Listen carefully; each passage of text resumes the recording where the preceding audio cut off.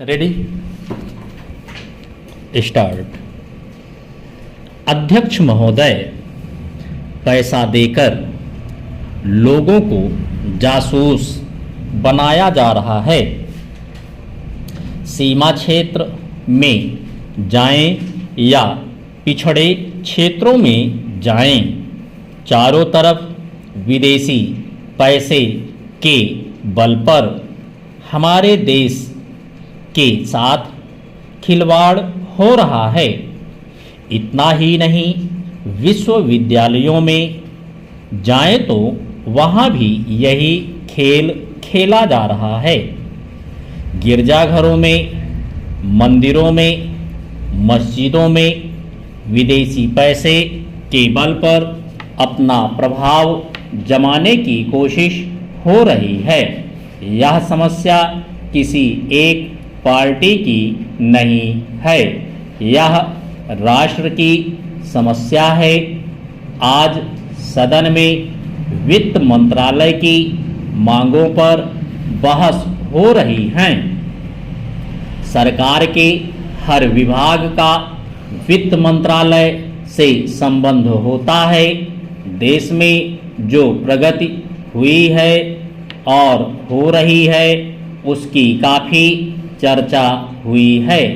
जो प्रगति हुई है वह चारों ओर दिखाई पड़ रही है। कम से कम रेल विभाग में तो काफ़ी प्रगति दिखाई पड़ रही है। रेलों में अब भीड़ कम होती है। बिजली का भी काफ़ी विकास हुआ है, लेकिन देहातों की तरफ हमारा जो दृष्टिकोण है उसको देखकर कुछ कष्ट होता है। अभी जो जनगणना हुई है उसको देखने से मालूम होता है कि शहरों की जनसंख्या अधिक बढ़ी है। आज देहातों से लोग शहरों की तरफ आ रहे हैं।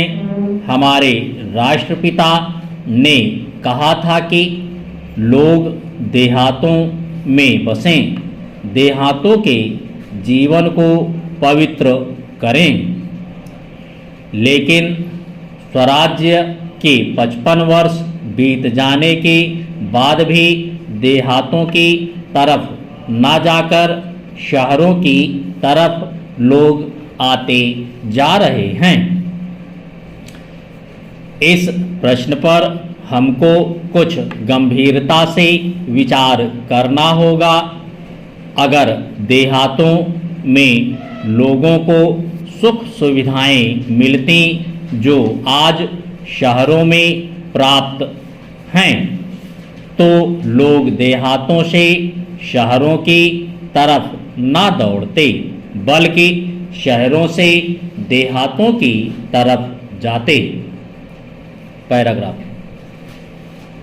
देहात के जीवन में दो प्रकार की चीज़ें थीं।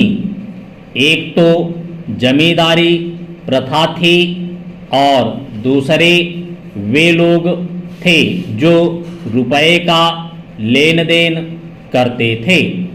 जमींदारी प्रथा समाप्त हुई, इससे लोगों को कुछ राहत मिली। जहाँ तक रुपए के लेन देन का प्रश्न है, पहले 25% तक का ब्याज लिया जाता था, उसमें अब कुछ कमी अवश्य है, लेकिन कहीं कहीं तो अभी भी उतना ही ब्याज लिया जाता है, जिससे कर्जा लेने वाला उसके चंगुल से नहीं निकल पाता। सरकार भी अब उचित दर पर कर्जा देने लगी है।